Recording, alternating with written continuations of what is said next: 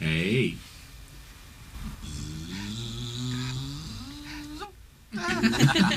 Recently, the Woodcraft family came to visit us at the Lisa McPherson Trust.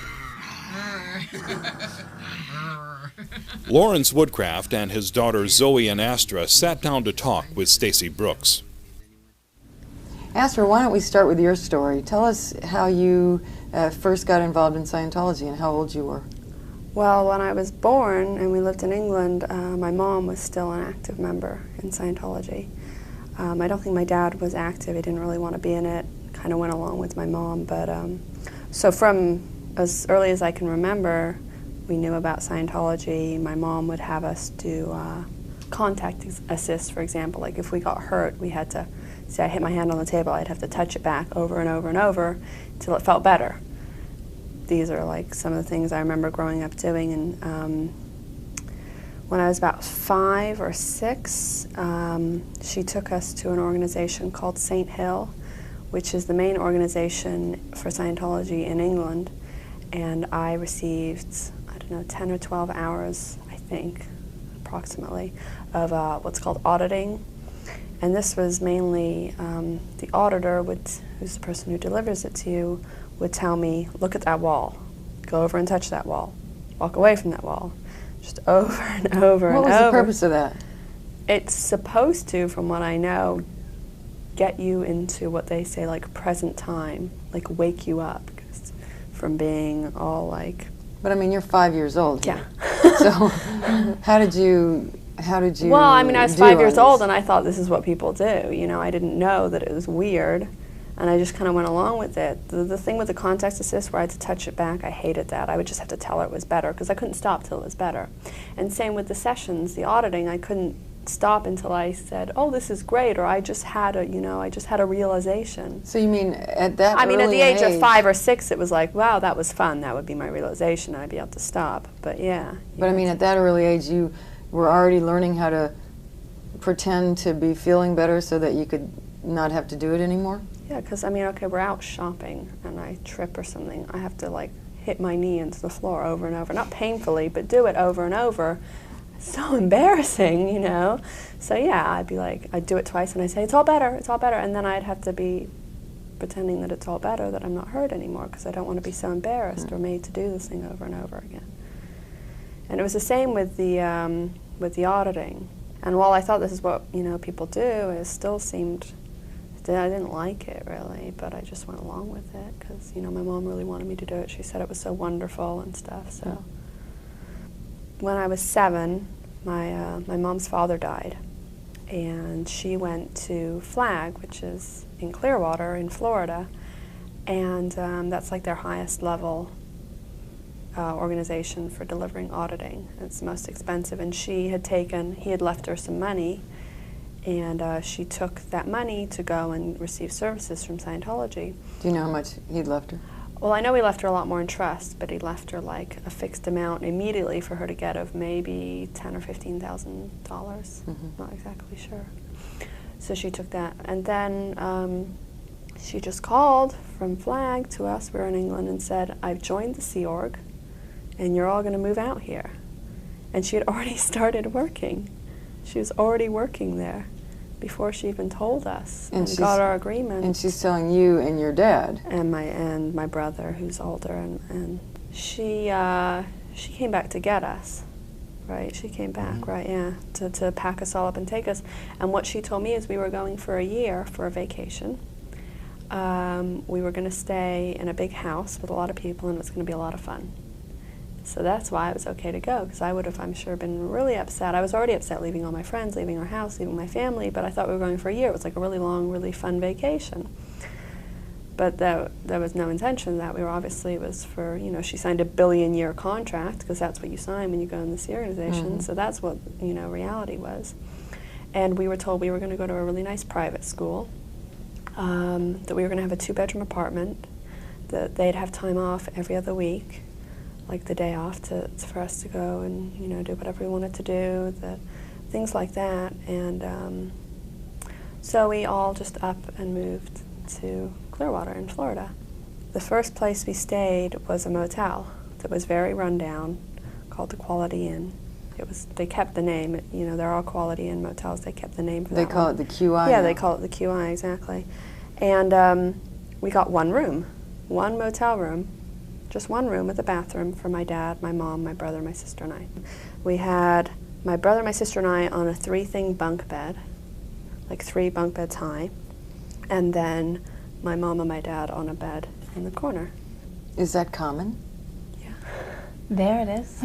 It's common throughout That families are living all together in one room like that? The No, I children mean- with the parents? Yeah, they later moved me out into a dorm, which I liked even less. Now they don't let the kids live with the parents. They stopped letting kids live with the parents, and the kids had to all live by themselves, and the parents would have probably rather had the kids with them. Or, you know, like a 2-room place with the kids in one room and them in another, but the kids were all moved out. And for about a year from what I remember, we were in this room. My brother then got recruited to join this organization. He And was how old was he? 12, I think. So he was not in the room anymore, so it's me, my sister, my mom, He was and my recruited dad. to join the Sea Org when he was 12? 12 or 13, yeah. Their entry program, like kind of like boot camp, is called the EPF, the Estates Project Force, and he was on that for a long time. It's supposed to take a couple weeks, and I remember I think he was on it for like 6 months or longer. Or maybe the whole time we were there, I don't remember. I didn't realize they recruited kids at such an early age. Yeah, yeah. So, yeah, he was, because he went in pretty soon after we got there from what I remember, and he was 12 when we got there, so he could have been 12 or 13. And they were supposed to take family time every evening. At dinner time, they were supposed to get like an hour to spend with the kids. My mom hardly used to ever come. My dad would come, but my mom would hardly ever come. And I don't remember her ever taking a day off, maybe one day. I think one day I remember we went to an amusement park. I'm sure she took, you know, maybe a couple or 3 days off while we were there, but I don't really remember any of it. My dad would take some time off. Then they sent my dad to work on the ship that they bought called the Free Winds. So you didn't see him at all? Didn't see him at all, and then didn't see my mom because she wouldn't come for family time. And she'd get home, you know, usually I think 2 or 3 in the morning. So now how old were you at this point? I lived in Florida from when I was 7 till when I was 9. So And who was watching you while your they parents were have gone? a thing called the Cadet Org, which is for the young kids whose parents are in the Sea Org. So in the morning I go to school. We didn't get sent to a private school, as promised. We went to the public school. So I go to school and then get back, and then we would do work like cleaning and other little jobs. And they had like 1 adult or 2 adults watching all of us. And then we go to bed. Well, after about a year, I got moved out of my parents' room because they moved all the kids into dorms. And then I slept on a couch the rest of the time. We were in another motel room with maybe 4 or 5 other kids. I think it was 4 kids and 1 adult lived in the room I was living in. And there weren't any beds, so I slept on a couch the whole time. And then, so after we'd been there about 2 years, my mom got transferred to Los Angeles to like middle management. And my dad, so we all moved out here. My dad took a leave of absence because he had debts, and you can't pay off your debts if you work there because you only make $30 a week. Right. Actually when we were in Florida, at one point we went back to England to handle our visas. We had to go back there. And we were there for a week or 2, and my brother, my sister, my dad, actually she was too young to really know, myself, my brother, and my dad wanted to stay so badly. My dad was even saying we could work at the organization in England, just let us stay, we want to stay. I was crying because ever since I got into Florida, I would walk around crying, just crying and crying and crying and crying. I hated it. And the woman who ran the children, who was in charge of the children, was really mean. She used to yell at me. You know, I locked myself in the bathroom one day because I didn't want her to get near me. I was terrified. I hated it there so much I thought we were there for vacation. Yeah. And instead we're in this motel. We used to put little cockroach traps down, and in the morning there would be like 50 cockroaches in it. That's how this place was. It was like repulsive, and you know, my mom had lied, and I even knew then, you know, because I remember she said, we're just going to go, it's a vacation, we're going to live in a big house with a bunch of people, it's going to be a lot of fun, and I was so upset.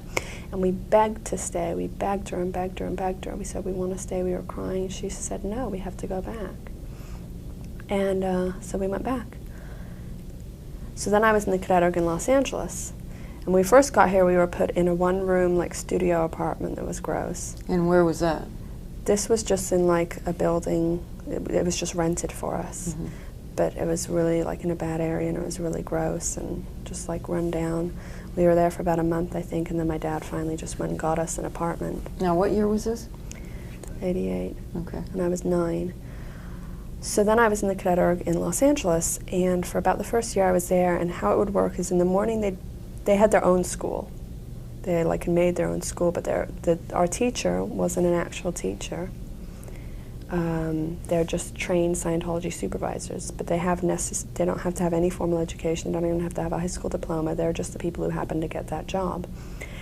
And we would be bussed out to this school, and we'd sit all in a classroom. We wouldn't get lessons. The teacher wouldn't teach us anything because that's against the rules in Scientology. The teacher's not allowed to explain anything to you. You're only allowed to read and clear the words you don't understand, like look them up in a dictionary. So what kind of things would you read?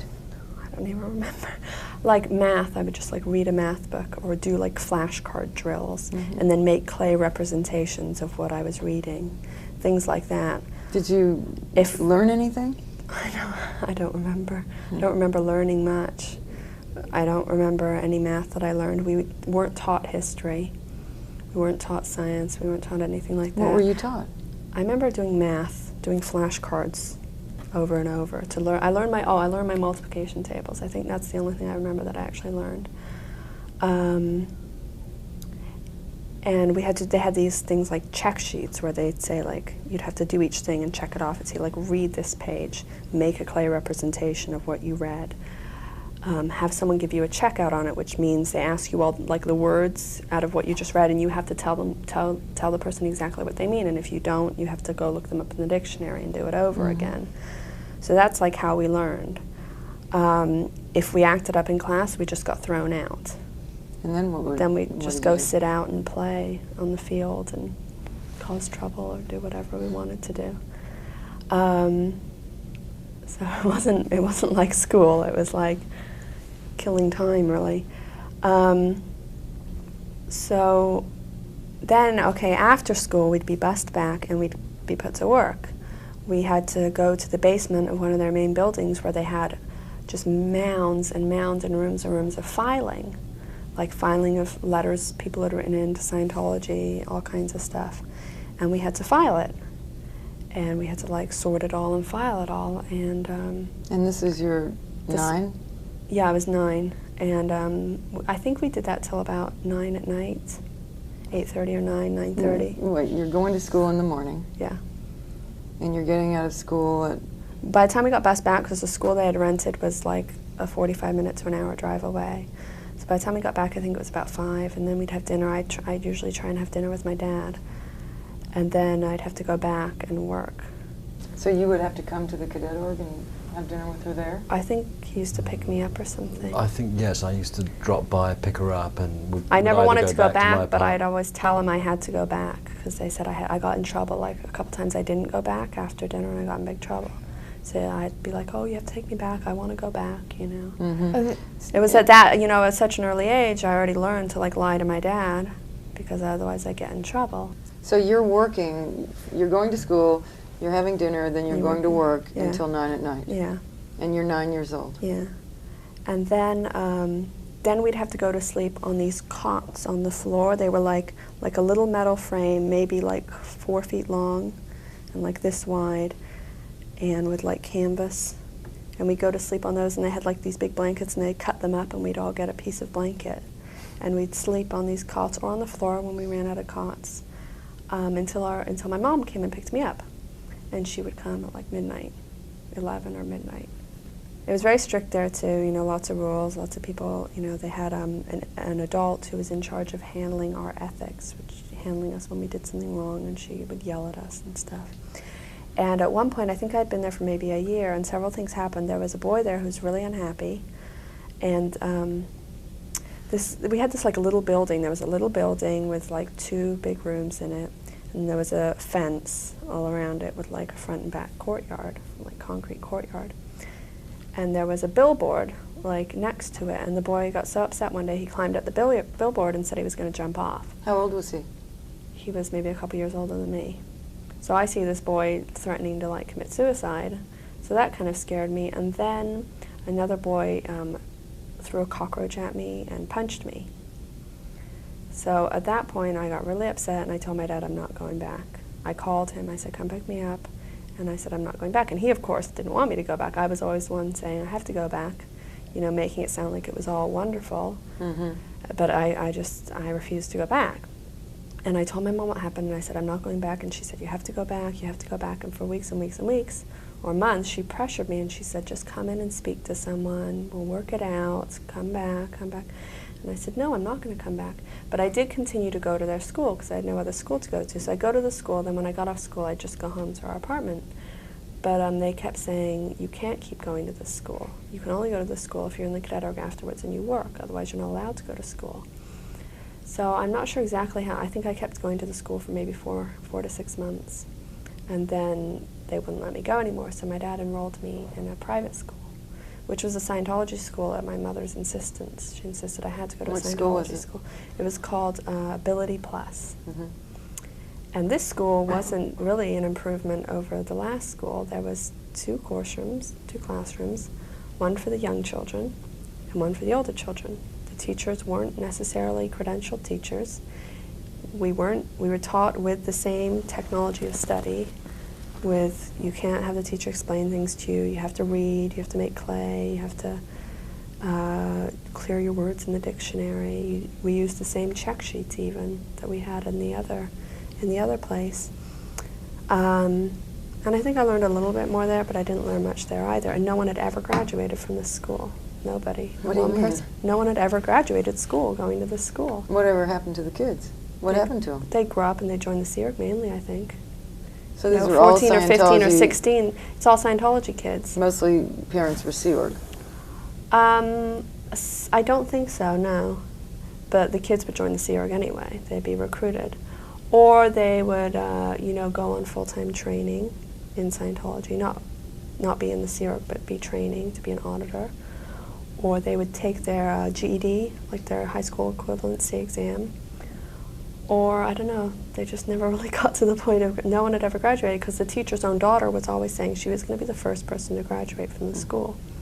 But they didn't even have a way to graduate people. Neither did they at the school I went to in the Sea Org, because that wasn't their purpose. Their purpose was just to school you to fill the legal requirement until you're old enough to go in the Sea Org. Because when I went into the cadet org, I had to sign the billion-year contract saying I agreed to be in the Sea Organization when I'm old enough. Otherwise, I wouldn't be allowed there. And then I stopped going there and I started going to another school called Larry Dennison's Academy, and it was just in the morning from 8 to 12, and Sea Org kids did go there at the time. And that was even worse. It was his apartment, and we all sat in there at tables and like read books and stuff and just did nothing really. Watched So by TV. now, how old are you? Like 13. I went there for a few months and then stopped going there because it was useless. And then I was on course at the Celebrity Center. I started a course there. And I had turned 14, and while I was on course, these two recruiters from Bridge Publications, which is a Sea Org, they say it's not. It's like it's incorporated by itself, but it's the organization that makes the books and things like that for Scientology. And really, everyone in there is a Sea Org member. So they say it's not, but it is.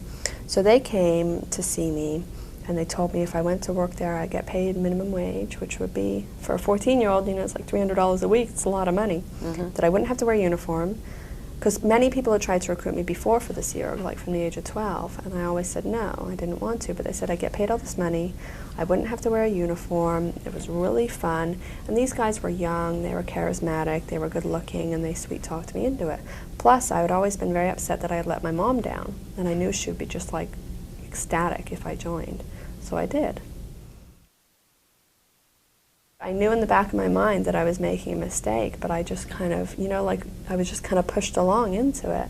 I mean, generally They speaking, told me the only reason I was not joining was my reactive mind, which was controlling me and telling me not to do it because your reactive mind stops you from doing good things, and this was a good thing. And I couldn't confront and take the responsibility to do it because of my reactive mind. So I should be bigger than my reactive mind and go and do it. So then I was like, oh yeah, I don't want my reactive mind to control me, so I better do it. They use virtually any tactic from yelling to, they'll show you like, newspaper clippings of horrible things that have happened in the news and say, like, we try to stop this, and ever since we've been working on this area, you know, the crime has gone down and we've helped all these families, and you think, oh God, you know, I'd be such a horrible person if I didn't go in here and help them out in this, and I would just be irresponsible and not doing my duty towards all of mankind. That's exactly that sort of thing. And they also show you this policy that L. Ron Hubbard wrote saying, and it was written in 1970, and it said in 30 years the planet won't support human life. And then they told us the only reason it still is supporting human life, because this was in, I don't know, 93, so we had 7 years to go, but the only reason it's made any improvement is because of Scientology, and if we don't keep going, the planet isn't even going to be able to support life. So you have half of me going like, I can't let my reactive mind control me, and half of me going, I have to help mankind. And then part of me was going, oh wow, I'm going to get paid money and don't have to wear a uniform and it's going to be so fun, and these guys are going to, I'm going to work with them. They said I get to work with them. So the next day I started what's called the Estates Project Force, which is boot camp. And my schedule was something like get up at 6:30, breakfast at 7, 7:30 we had like a muster, like a staff meeting thing, and we had to, you know, drill and do military marching and stuff. And then I had to run around and empty trash cans till 8 o'clock, and then I had to study Scientology material for 5 hours straight, just like what your attitude should be like, about ethics, about things like that. Then the rest of the day was work. We'd have half an hour for dinner, the rest of the day was work, and I had to clean pots and pans, mop floors, clean out a broken clogged toilet. What about school? No school. What do you mean? No school. You're 14 years old. Yeah, but you don't, they don't send, they sent me to school afterwards, not very much anyway, but I'll get into that, but no school while you're on the Estates Project Force, just the 5 hours of Scientology study. Some people were on for months. I was on for 2 weeks because I was able to study the courses quickly. But for those 2 weeks, the rest of the time I was working, and then we do drilling, more marching. Drilling of? Like, they'd have like the code of a Sea Org member, and we'd have to repeat it and learn it so we knew it verbatim. We'd have to march, we'd have to salute, things like that. So that went on for 2 weeks. I finished. I went to start working at Bridge Publications. The day I started working there, they told me, you're being temporarily transferred. And I said, no. I was like, no, I'm not. And they're like, you have to. You have no choice because you have no staff status. You have to complete some courses before you have any rights as a staff member, which even when you complete the courses, they can still transfer you. Of course, the people that are telling you this aren't the same people that recruited you. No, no. But they said, it's just temporary, it's 2 months, you'll be right back here. So I agreed to it. I said, okay, I can take it for 2 months. Then I had to wear a uniform, and I went to work as the International Justice Chief's administrator. I was like their secretary. So the International Justice Chief is the one who is responsible for declaring people suppressive persons, which means, you know, no one in Scientology can speak to them anymore if they've done something wrong.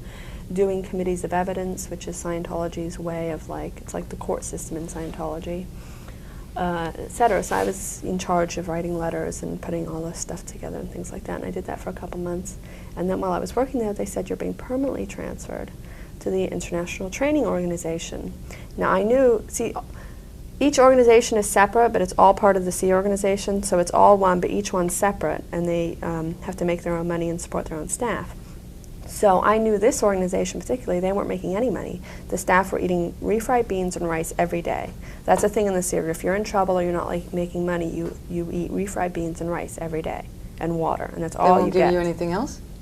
It's called the rice and beans thing. They So call it rice and beans. they were on that meal every day, and the staff were getting paid $15 a week, I think it was. They were on like half pay or quarter pay. This is at the International Training Org? Yeah. So I said, there's no way I'm going to work that I've done nothing wrong, and all of a sudden I'm going to be paid nothing and have to eat beans and rice. So they said, you have no staff status, you have no choice. My mom, it's funny actually, because I thought I was going to be able to work with my mom or close to her. And where was she working? Well, she was working in that building that I got transferred to, but as soon as I joined, she got sent away on what they call a mission to go and handle an organization in Mexico. So she was down there the whole time. So I tried to call her to get her to help me, but I could never get through to her. And she wouldn't have been able to help me anyway because it's, you know, out of her jurisdiction. So I was refusing and refusing, and they said, you have no choice, and I was going to get into big trouble, so I had to agree and go along with it. And what would big trouble have meant? It would have meant lower conditions. What does that mean?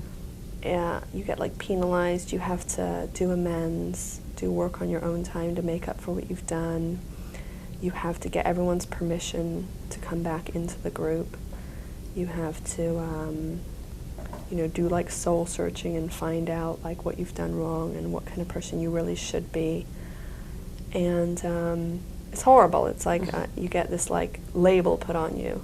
Like, you're a bad person until you handle this. And people know. And you can get other penalties. You can't get any time off. Your meal breaks get shortened.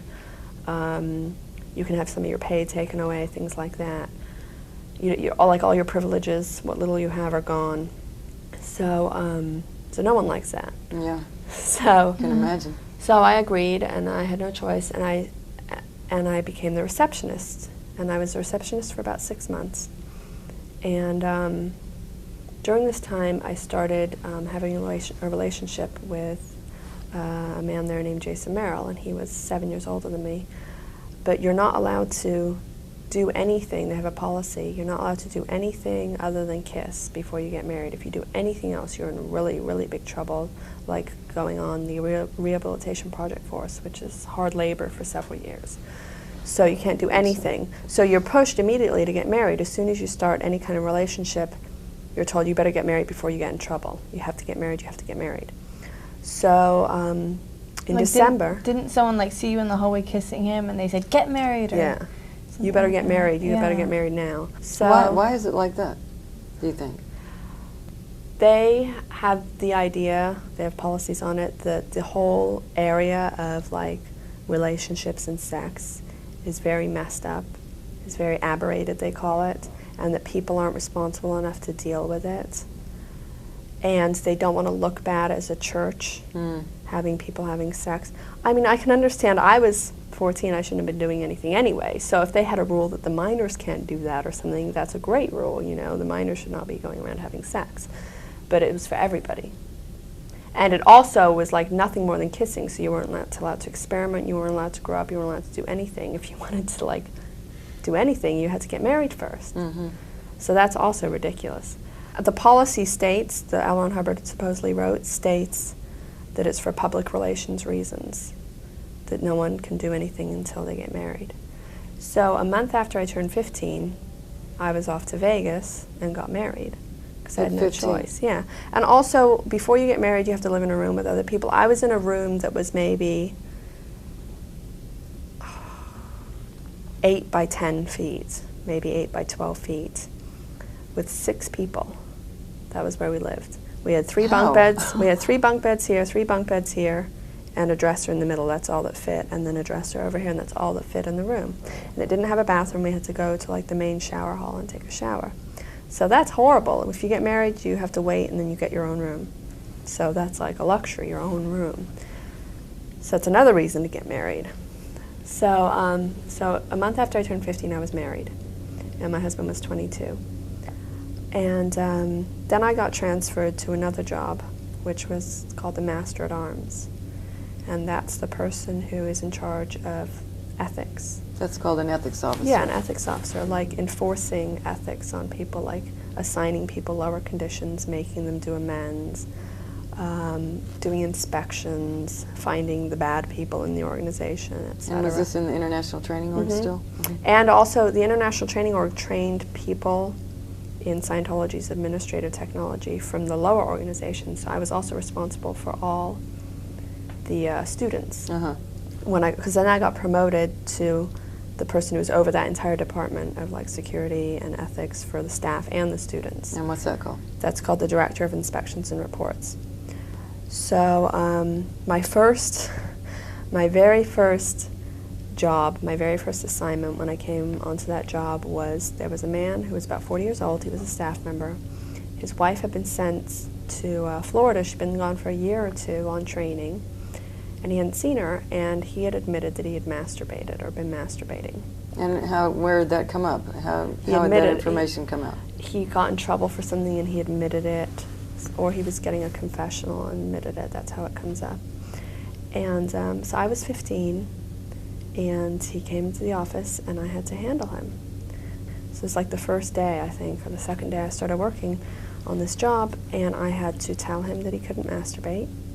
I had to have him read a policy where L. Ron Hubbard says masturbating is bad, and I had to get him to figure out how not to masturbate. And You're 15 years old? yeah, I'm 15. I was so embarrassed. I didn't even know what I was doing, and I'm telling this 40-year-old man to not masturbate, and it was the most embarrassing thing in the world. No one's allowed to masturbate. Masturbating is a big issue. You get in big trouble. You won't get promoted. No masturbating. You know, even if your wife's gone or you're a young kid or anything, no masturbation is allowed. It's really frowned upon. You're considered aberrated. You're considered like messed up if you masturbate. And this is in policy by Hubbard? Yeah. In books too? Yeah, he says masturbation is bad because it stimulates sexual pictures.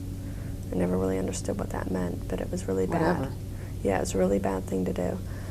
So that was always a big issue, and I had to handle plenty of people for that over, you know, the period of working there, but that was the first one. And then I had to handle a girl who wanted to leave, to convince her to stay. I had to handle a lot of people for a lot of things, but some of the main things were staff members who wanted to leave. It was a big issue. If they How did you convince them to stay? just get them to realize that they were wrong, you know, have them read policies where it says, if you leave the Sea Org, you're a degraded being, you know, and these are policies L. Ron Hubbard's written, if you leave the Sea Org, you're a degraded being. The only reason you leave is because of your own withholds and your own crimes. And you'd wear people down. You have to get them to go into confessionals and admit what they've done, read policies saying that they're wrong, tell them, yell at them. As soon as you say you want to leave, you're put on to hard labor. You're not allowed to leave until you've got permission. It takes 6 months to a year. And they're just worn down over time and all the staff sneer at you. You're referred to as a degraded being. How did you personally feel about it? If I somebody wanted, came to you and said they wanted to leave. I wanted more than anything to say, by all means go. Take me with you. Why didn't you? Because I get in such big trouble. Because if I just up and left, my family would never speak to me again. My mom, my grandma, my brother. So I wasn't about to do that. If I sided with them and said, go ahead and leave, they wouldn't be able to leave.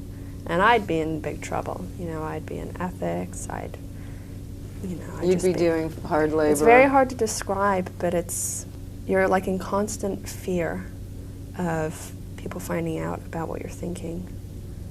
Of people like knowing that you've done something wrong, and you don't want anyone, you're just in fear all the time of people finding out about you, of people finding out the thoughts you've had. If you think about leaving, then you have to withhold that forever, and if you tell them, then you're in big trouble. And so how did you deal with having all these thoughts that you didn't want anybody to know? Well, I did get to the point where I just wanted to kill myself, because I felt I was so trapped. I couldn't leave. I couldn't possibly leave, and I couldn't stand to stay. And I felt I had all these things I wasn't telling people that I had done that were wrong, and I was such a bad person. And Did you have any friends that you could confide in? I never told my husband. We were married for 4.5 years, and I never told him once that I was unhappy, and he never knew that I was unhappy. Why? What were you afraid he would do? He would have to report it immediately. He'd have to report what I told him. Any friends, he'd have to report what I told him. You know, say I told my dad wouldn't have reported it, but then I would have this withhold, as they call it, that I had done something really wrong, and then I'd end up having to tell. Because they have things called e-meters. It's like a lie detector, and you really think that these will find out what you've done wrong. So you're in constant fear of them finding out. So you can't even say, well, I can think these things and not tell them. You're in constant fear that they're gonna find out what you're thinking. But you were holding these fairly high posts, so you must have done a really good job of appearing to be a very good Sea Org member. When I ended up leaving, people were very surprised because I was considered a great staff member. I produced a lot. I got awards, and everyone was just shocked because I did do a very good job I just learned how to, not say anything. And I have trouble now, expressing my feelings, telling people how I feel. I'll get upset and I won't say anything. Yeah. Because that's what I've learned to do for 5 years. or longer, really. But and I have to like force myself to say, well, actually, you know, that upset me, because I think there's something wrong. I don't ever want to say I'm upset or I'm having bad feelings or anything. Right. What about you, Zoe? I was just going to say that in the Sea Org, you start to police your own thoughts. Like, you think, oh, and I can't think that, I can't think of that thought, but then you do, but then you're like, oh no, and you kind of like slap yourself around mentally. I mean, it put me under so much stress. Like, trying not to have these thoughts. You could have a relaxing day and just go to the park, but all the time you're still struggling mentally to not think certain things and to, you know what I mean? Like, you could never be at rest or relax about your own mind. Like, I could never admit to myself that I actually didn't want to be there. I'd say 90% of the staff there, if you said to them, if they're, you know, if the management said to them, you guys can leave right now, no strings attached, you won't get in trouble, they'd go. They'd just be gone. I spent like 2 years in the Sea Org, and I had a similar experience. You know, I just wasn't happy. But I would think to myself, I would look at my wife, I would look at other Sea Org members, and I would think, well, they're happy, you know, they're on purpose. So I remember on at least 2 occasions I went to ethics and I just made a clean front of it, and I thought they will fix me so that I'm on purpose with the program and happy. And I confess everything. I say, I'm not happy, there's something wrong with me, would you give me something that would fix me and make me happy? Wow. And I did that on 2 occasions, and they would say, yes, you do these conditions, you know, work through these lower conditions, do extra mess work, you know, and then they'll give me a whole bunch of references to read, just read through all these and you'll be fixed. And I'll work through this program and work through it, and like, I wasn't feeling better. And then eventually I would just fake it and say, okay, yeah, I've read all those programs, I feel better now, I'm ready to continue. And then it would go back to worse than it was, because then I thought, well, I can't go and turn myself in, there's no hope, what do I do now? And you're more trapped.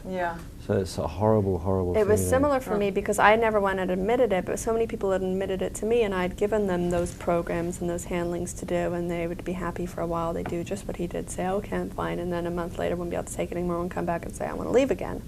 So I knew it was the same thing that was going to happen to me. So I was just hoping that one day it would change, because I thought it was something wrong with me. There must be something wrong with me. If everyone else here is so happy and doing so well, and this is such a great thing, and we're making the whole planet, we're saving mankind, something must be wrong with me. But what's interesting is you're acting like you're fine because you don't want anybody to think there's anything wrong with you, and you're looking around seeing everybody else acting fine, and you're believing that they're really feeling fine, but they're probably well, that's why I said, if you said to the staff, go ahead, leave, you won't get a freeloader bill, you won't get in trouble, you won't be looked down upon, you can just leave now, they'd be gone. I remember hearing about cases like that all the time. People would be like, oh, they're roller coastering. They're roller coastering, or like PTS, or like they're someone's giving them these ideas and stuff. So I would always hear that, like, someone says they want to leave, and then they change their mind, and it would go on for like years, and then people say, we need to get them just finally handled and get them to decide to stay. I mean, give me a break, they're ridiculous, they're stupid people. It was like that was the attitude. Another thing that I was afraid of is they have an expression called external influences, and that's anybody, your family, friends, or otherwise who aren't in the Sea Org, who speak to you and in any way have an effect on you that may make you want to leave. Or even if you're not saying you want to leave, you're perfectly happy, but if they're giving you gifts, talking to you more than once in a blue moon, spending time with you if you get the day off, then they're an external influence. External to the Sea Org, external to Scientology? They could be a Scientologist. But external to the Sea Org. They're very, because they have a hard time getting new staff, and then they have people leaving, so they're like, they got to hold on to the people they have.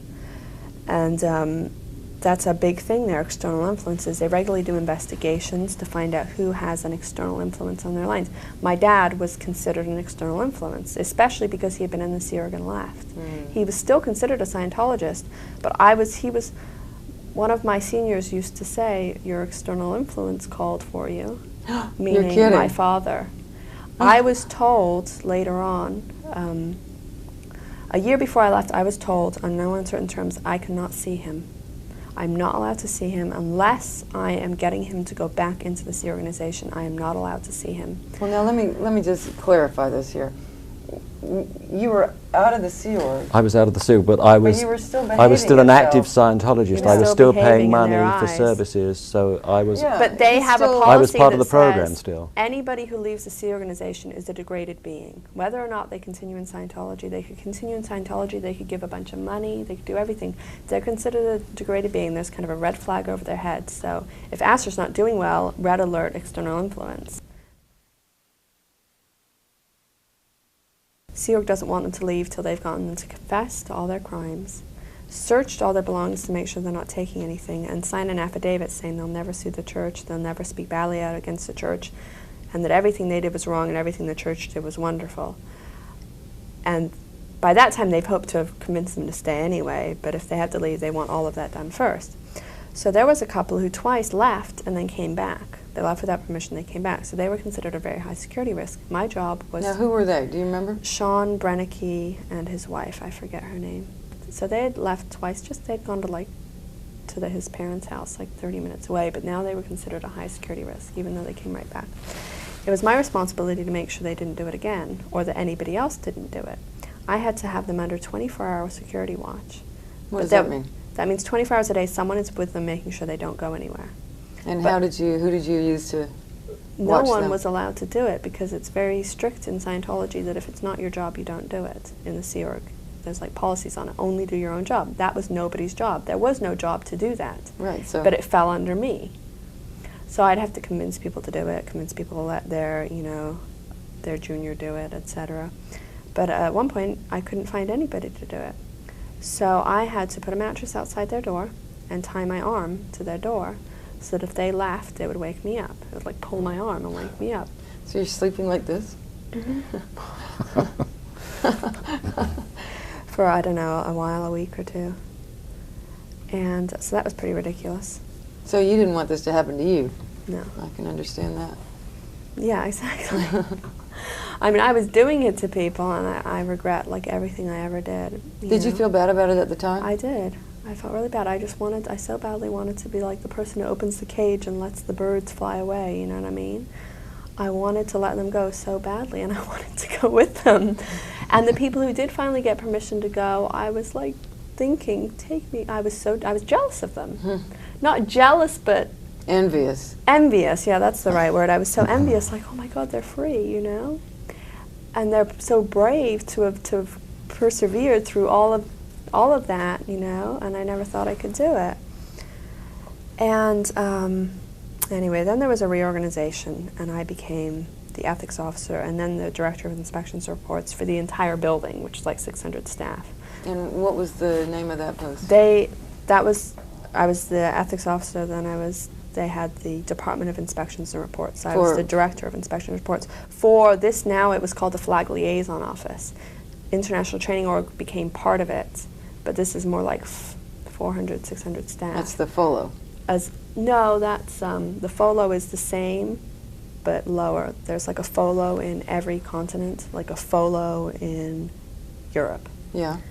This was the FLO, which is like the senior organization to all of the FOLOs. Okay. They're like lower management. So this was a pretty senior We were post. middle management. Well, I was also the security chief. That fell under me. The security For the Flag chief Liaison Office. for the Flag Liaison Office. And this is the Hollywood Guarantee building on Hollywood Boulevard. where they have HGB. and they have the life exhibition there. And then they have the whole of middle management is there. And then OSA is there. But because OSA is very sensitive, Office of Special Affairs, they deal with all the legal things. So the church, I wasn't the Director of Inspections and Reports for that because you have to have special clearance and that's all like super confidential. But I was the security chief for them. But at we the did security for the whole building. Is the international level of management. They're considered upper middle management. So it's Wyzant and Smyant. Yeah, it is international to that degree. The only thing above it is RTC. Right. And but they are Church of Scientology International. Like legally, their legal term is Church of Scientology. The people at the building where you were. Yeah, right. that's Church of Scientology International. Right. So. So that's a big job. Yeah, and it was me and a girl younger than me who was about 14 for the whole building, and like 3 or 4 security guards. It was also my job to collect all the statistics every week. And there were a good 10 or 15 people at a time who wanted to leave, and I was responsible for watching them, handling them to stay. There's policies, I guess, for public relations reasons that say if you want to leave, you have to be shipped out within 24 hours. Mm-hmm. But no one ever leaves in under No, like... I've never heard of In my anyone experience, leaving in my within 24 hours. No, no one ever does. Never. Not even like, I've never even heard of a month, but maybe. But 6 months to a year and you're lucky. 2 years sometimes. Because one of the main reasons is they're trying to break you down, and another reason is you have to get a confessional before you go, and there's no one to give the confessionals. No one had that job. So how did you deal with it? They'd have to convince an auditor to do it, convince someone to take some time to do it. The organization is so bureaucratic, it's so ridiculous because there's all these jobs and there's all these policies and you have to do this, you have to do this, you have to do this, but you can't do this, but you have to do this, but you can't do this.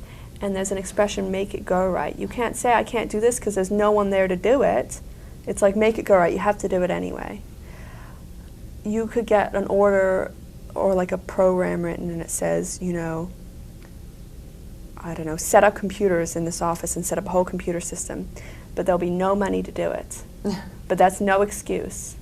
So you try and get permission for money and you're told no money. There's no money to do it. But you still have to do it. So you have people yelling at you saying, do it, and then you try and get the money, and they say, there's no money. And everyone is just like going round and round in circles. It's the most unbelievable thing you've ever seen. You're ordered to do it, there's no money, so you say, so they come in and they say, make it go right. You have to do this, and you say, well, I didn't get the money approved, and they say, you're counterintention. Yeah, they say you're reasonable, which to us now sounds like a good thing to be. Reasonable. But in there, they even preach like you should be unreasonable, but because they have a policy suppressive reasonableness. So if you take an excuse for something, like there's no money, you're being suppressively reasonable. Or if you're being logical.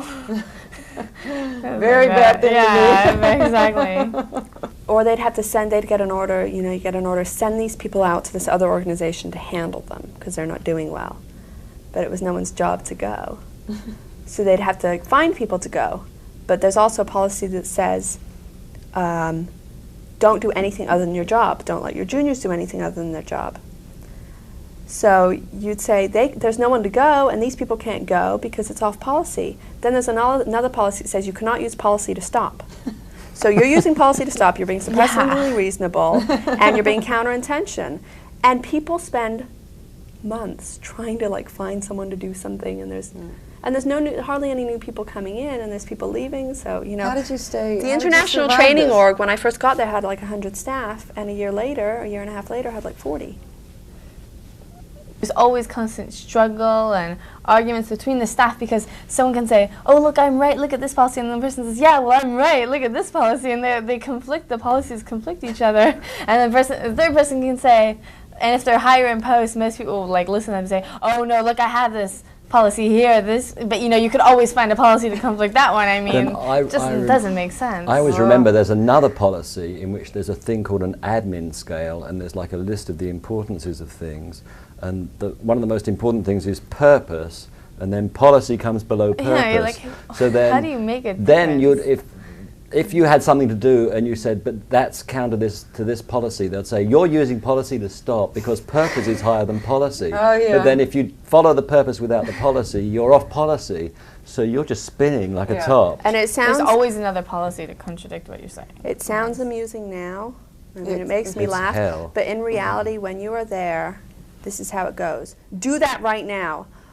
Sir, I can't because we didn't get any money. You're fucking counterintention. Do it right now. You're in lower conditions. You're going to the rehabilitation project force. You're going to eat in the stairwell. You're on beans and rice. You fucking get it done. That's what it is. So much profanity. Yeah. That it's unbelievable. One day they had a newspaper or someone come to do a story, and it was supposed to be a good story on Scientology. So all the staff were brought into a room and told, no swearing today, no swearing. I know swearing is how we get things done. Ron Norton said this. I know swearing is used a lot, and it's how we do things, ha-ha, and chuckles, and we have to use it to get things done. That's how we get things done around here. But just, for public relations reasons, today don't swear. So, I mean, you have these people, and there are some people, and there's an organization called the Commodore's Messenger Organization. They have the authority. If they don't like what you say to them or didn't get something done for them, they have the authority to immediately send you to what's called the Rehabilitation Project Force, which for a year or two or longer, You will wear all black. You will run everywhere you go. You will not speak to anybody. You will eat crappy food. You'll get paid $6 a week or like a quarter of whatever everyone else gets paid. You'll have to repent. You'll have to, you know, say you did everything wrong. You'll have to do endless confessionals. And people, my brother was on this for I think a year and a half before they said, oh, we made a mistake in sending you to it. But other people on it for 3 years. Some people had been on it for 6 years before they were allowed off. They're allowed to send you immediately. So they come and say, get this done right now. And they're not even your senior. They're just someone else entirely trying to get something else done, but they have like ultimate authority. They're supposed to be L. Ron Hubbard's word on everything. So they come into an office. Astra, what are you doing? Oh, sir, you know, I'm doing this. Well, where's this product? I didn't get to it. Well, fucking get it done. You're counter-intention. Fuck you. You know, go to ethics. Write up your W's. You are not going home until this is done. You know, that was what it was like. That was my life for like 4.5 years. You could be doing a good job on what you're doing, but if you didn't do something for them, they could just scream at you and no one could do anything and you couldn't report them. How did you survive? I don't know. I just went more and more crazy. That's why I said I got to the point where I was suicidal, because I was terrified. Just more and more and more and more. I just went more and more crazy. But in a way, you get used to it. But in a way, you never get used to it, because I guess I got used to it, you know, and I thought it was, you know, just the way it was. And I just kept hoping. We were always in a condition of, like, we were always being told we weren't getting our job done. The whole building, the whole organization, we weren't getting our job done. We weren't expanding Scientology. Scientology wasn't expanding. We had to handle it. But we always kind of had the idea that it was going to soon change. We were going to change it, and then everything would be okay, and we wouldn't be yelled at all the time. Where and we was wouldn't this get coming in trouble. from? Was this coming from RTC? Mm-hmm. And from the CMO? yeah, yeah. We would have briefings. We had 2 reorganizations where I was there, where they reorganized everything, and they said, you know, it's not expanding under you guys, we're going to do this. Everyone, like, got assigned a lower condition. Like, you're all in treason. And The whole building? Yeah, and we ran it for like a year. No one was allowed to take a day off. You know, no one was allowed anything for like a year. Let me ask you something, Astra. This is all going on at the management level, but the public Scientologists are not aware of this at all, are they? No. How is that? How do they manage to keep the public Scientologists from finding out what it's really like? We were made to like drill. I'll explain like what we did. Everyone would go into a room. We would be briefed. You are not allowed to tell anybody what is going on here. If you have a problem, you're not allowed to say it. If you have anything going on, you're not allowed to tell them. If you disagree with anything, you can't say anything. All you can do is write a report on it. Even if your spouse or brother or sister or friend is in a lower level organization, you can't tell them anything. Under no circumstances can you tell your family anything. Then they would have us pair up, and one of us say, you'd pretend to be my father. And you'd say, Astra, how's school going? And I would have to give my answer, an acceptable answer. Oh, I'm going to school, it's wonderful. Astra, aren't you working kind of long hours? No, I'm not. You know, we get off at this time and it's all legal and it's all good and I love work anyway. But, you know, we probably shouldn't talk about it or change the subject. So you're drilling how to lie to people? We're getting regularly drilled on how to lie. And if you didn't lie, if I told my dad I'm not going to school, I'm working with these really long hours and I think it's illegal, I'm not happy, anything like that, or just anything that's going on is considered high-level security. You're not allowed to tell anybody, you know. So if I had said anything, I would have been assigned the condition of treason, which is what you get assigned for out security. I would have had to do amends, and if I kept doing it, I would have ended up on the rehabilitation project force. Do you have something you wanted to add to that? Yeah, well, at least with me, but I know this is other people, you get into such a state of mind, like, oh, we're clearing the planet and all this, and it's like your own well-being is so unimportant that the Sea Org's image is your image. And I remember, like, people asked me about it, public Scientologists, and I would kind of like totally protect it. I was like a protective mother. Like, even if I lived in the worst place, like someone asked me, you know, that was thinking of getting recruited, asked me about it, I'd be like, you know, they're nice rooms. Oh yeah, oh, it's good food, and you know, I'm friends with everyone. My life is, you know, going so well. And, you know, I have such a better education right now than the public schools. Have you heard what's happening in public schools? I mean, we're just the top people on the planet. But this isn't true. No, no. I would know I was lying because I felt like everyone had to think that the Sea Org was so good and everyone had to respect Scientology because it was this, like, it was the most important thing on the planet. And I She'd don't been know. indoctrinated that since she Yeah, was I mean, born. since I was born. So for me, it was like, oh, I was That's all she protecting grew up them, and knowing. everyone had to understand how important and how they should respect. I would like to say, though, that Yes. as Astra's father, I was on the receiving end of this, and so, but I didn't actually know that Astra was totally prohibited from seeing me, so that I knew, she mentioned that she would collect the statistics, so literally every Thursday night she would have to stay up all night, but then she was allowed to sleep in like Friday morning, right? Right. So then she would sneak round, because I bought her a car, so partly so that I could get to see her. She would sneak round every Friday morning and visit with me, because we were close as a father and daughter. And then when she went into the Sea Org, I had extracted promises. I said, well, you must finish your education, you know, and I've heard these horror stories about people working all night, and I used to, and I want you to get proper sleep. I want you to get proper nutrition. I was promised all these things by her and her senior. So every Friday morning I would say, Astra, you know, how's school? And she'd say, fine. And I'd say, you know, what did you study? Oh, math. You know, how's your sleep? Fine. So I knew that I was being BS'd, basically. I could just sense it. But I didn't dare say, come on, why don't you tell me the truth, what's going on? Because, you know, Astra, she seems so into it. I was just afraid that I would be cut off as a parent, that I wouldn't see her again. Barrier, isn't there? There's a barrier, yeah. There's some barrier that everyone is afraid to And cross. it's true. And It's then true she because I would- was terrified of being told I could never see him anymore. So I didn't want him to say anything to me that I would know what they would consider bad. And eventually your Because then fear I'd came have true. to admit it. And then I'd have to admit it, and then I'd be told I could never see him again. So I wanted him to think I was doing okay. So everybody's play acting with everybody. Yeah. Plus, there's And already then- such everybody's a, afraid to say what they're honestly And And I then tell you what Astra that would- does to your mind is just unbelievable. You no longer know what is going on in your mind. You no longer know how you feel. You no longer know what's true, what's black, what's white. You don't know anything. I had my mind was just a mess. And then she would, because I was what they call disaffected at this point. I paid lip service to Scientology, but I personally no longer liked it, no longer had any intention of spending more money on it.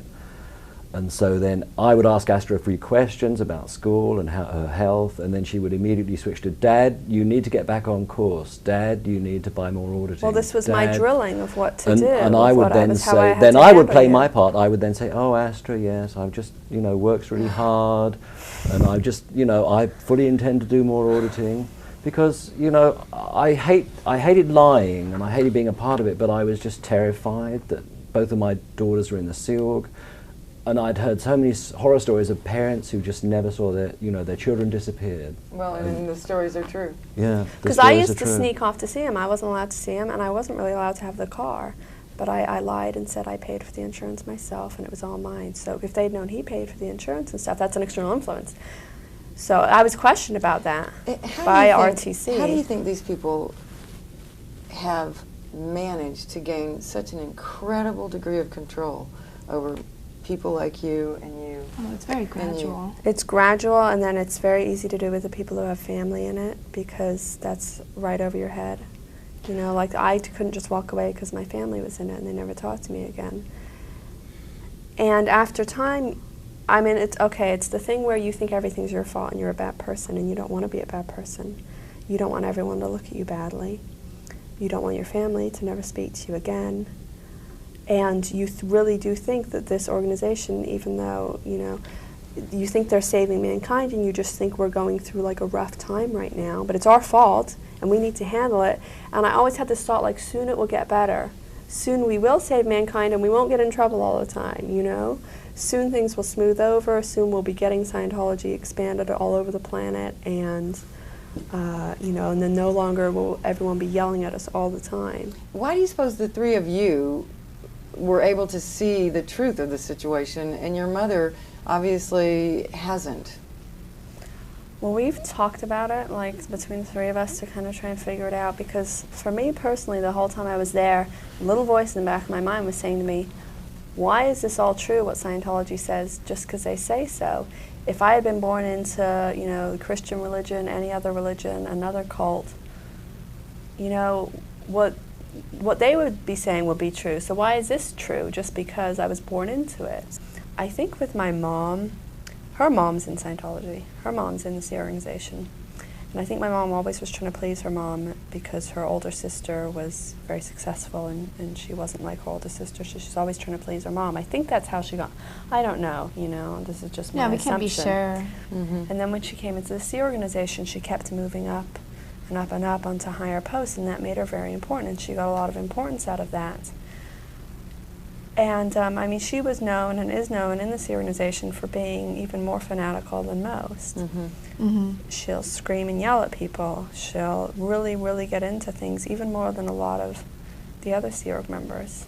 In the early days of the Sea organization, she'd been on the L. Ron Hubbard had gone around the Mediterranean on a ship called the Apollo, and so she'd been on that ship with Hubbard, and she'd met him, and so she was really caught up in it. So and, she had been in the Sea Org, and then she was out of the Sea Org, and then she went back in?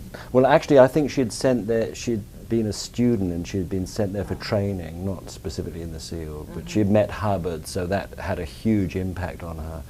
And her attitude was, you know, this man Hubbard is so great, so wonderful, and if only you met him, you know, you would want to do everything you could to help Scientology. And so but I had a kind of a curiosity in my mind. I would ask her, you know, tell me about the upper levels of Scientology, you know, and why is it you people hate psychiatrists? You know, I've met some psychiatrists, I think they're nice people, I think they want to help people, and she would like, how dare you say that? How dare you question Was this before me? you were a Scientologist?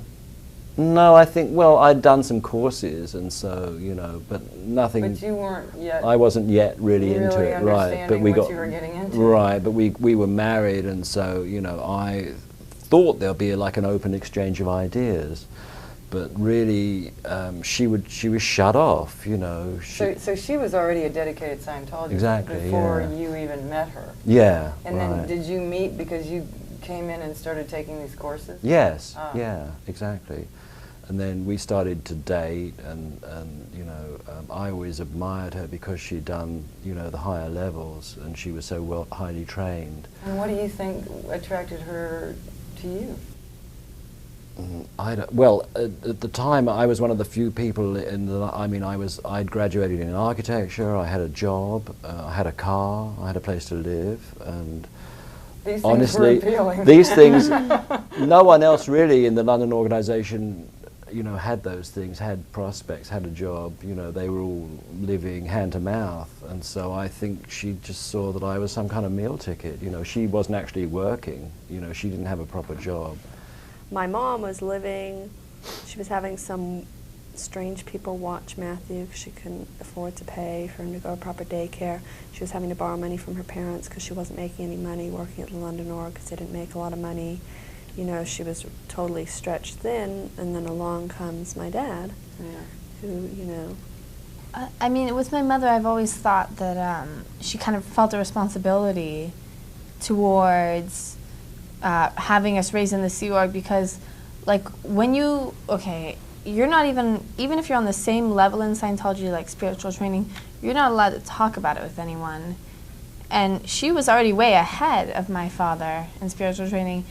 And it's kind of like a barrier there because there's things you can't talk about, and it kind of puts a strain on the relationship just because you can't talk about them, or there's things one person knows and the other one doesn't.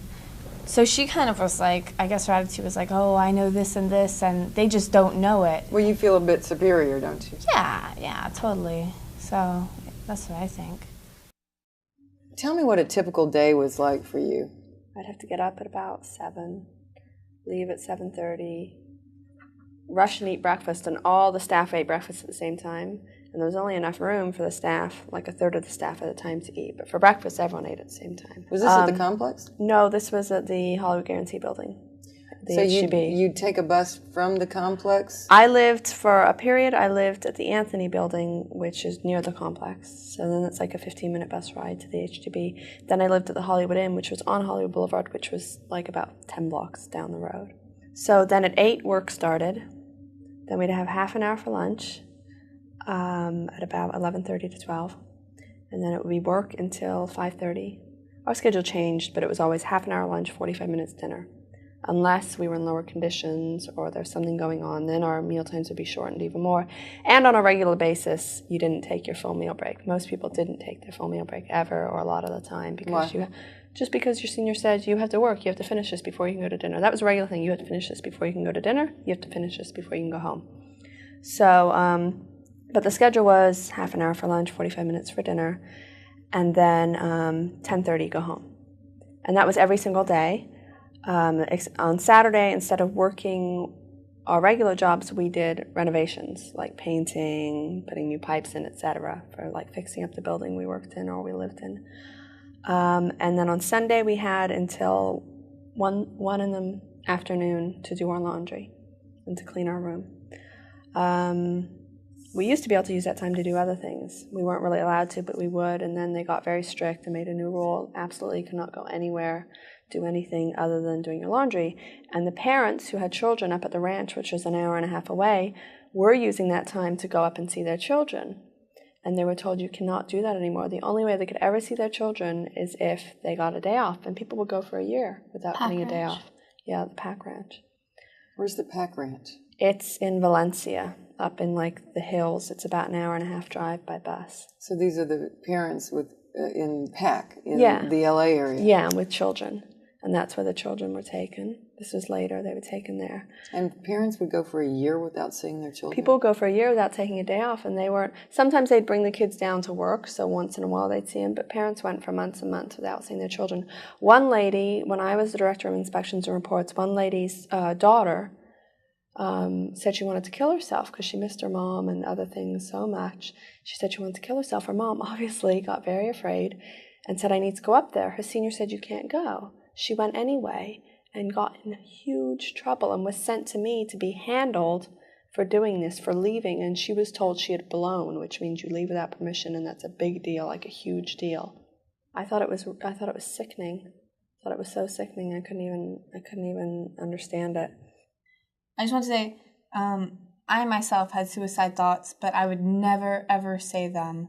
It was like a secret for me because in Scientology, if you think of suicide or you think of committing it, you're a very bad person. You're crazy. So yeah, you're just crazy. So I had like some thoughts when things were really going downhill for me, and I never admitted them. But for the girl to actually admit them, knowing the label that would be put on her, I mean, she obviously had to be going through a lot. I mean, I wish I had had one of my parents come down and talk to me about that. I mean, I can just imagine the situation that girl was in. I think it's horrible. Yeah. So then, but that was our basic day, 8 to 10:30. But that wasn't really your basic day because you almost always worked later. They said the minors weren't supposed to work past 10. Really, the minors, depending on their age, weren't either supposed to work at all or weren't supposed to work more than 3 hours a day. But they said, okay, well, the minors have to stop working at 10 and everyone else at 10:30. But really, you could work till 11, 12, 1, 2, 3. But there was one period when I was still, I think I was 16 or 17, and they were doing this whole new thing where they were writing all these new policies, and all the staff had to stay up night and day printing the new policies and putting them in books, etc., because there was going to be a big event where it was going to be released to everybody. And we literally, it's hard for me to even believe, I don't even know how we did it, did not sleep for weeks, about 3 weeks from what I remember. The only sleep we got was we would fall asleep or would be allowed to go home for 2 hours. My job was to go wake everyone up. I was driving around falling asleep in my car. And I wasn't even 18. I wasn't even supposed to be working, more than a few hours a day. Sometimes we went for 2 or 3 days with no sleep, and then we'd be allowed to sleep for a couple hours, and we had to come back in. And literally, I got an average of an hour or two sleep a night. I was delirious. So was everyone else. We'd fall asleep while we were eating, like just blabbering. So, but on a regular basis, we had to stay up late. Every Thursday night, we had to stay up till 3 and then sleep till noon because we had to get all the statistics in. So that they could be sent up to the executives. management. Yeah, exactly. And we had to compile them all. And that was another time where I got yelled and screamed at because every week we had to get about 300 different organizations to report, and they each had to report This was from all over the world. Yeah, and they had to report 50 to 200 statistics. And every week, of course, someone didn't report. Someone went home without reporting. Someone forgot. Someone was late. And it was just unbelievable what would happen to us. We had this system where every week we had to do something that was like instant messaging back and forth with the executives up at INT. And it would get to the point where they would be saying, F you this, you know, saying every swear word you can think of, telling me that I was counterintention, telling me that I was stopping it from happening, that they were going to send me to ethics. They would then call down and scream, you know, and it was really, really, really, really hard to deal with. Can you recreate one of those screaming telephone calls? Well, I can't do the girl's accent because she had a foreign accent, but she was like, Astra, what the fuck are you doing? Get these statistics. You're stopping COB. You know, things like that. In the morning, she would start off. Is David Miscavige. Yeah, you're stopping COB. I need the statistics for him, you know. I don't know what she looked like. I never met her. In the morning, she would start off really nice. Hi, Astra, how you doing? You know, good morning. Let's get this done on time. As soon as it wasn't on time. And on but you time, know she was getting screamed at. She was getting screamed at, of course. And the other thing was, there was nothing I could do. This is another thing of like, you go around in a circle. I was not allowed to call to tell them.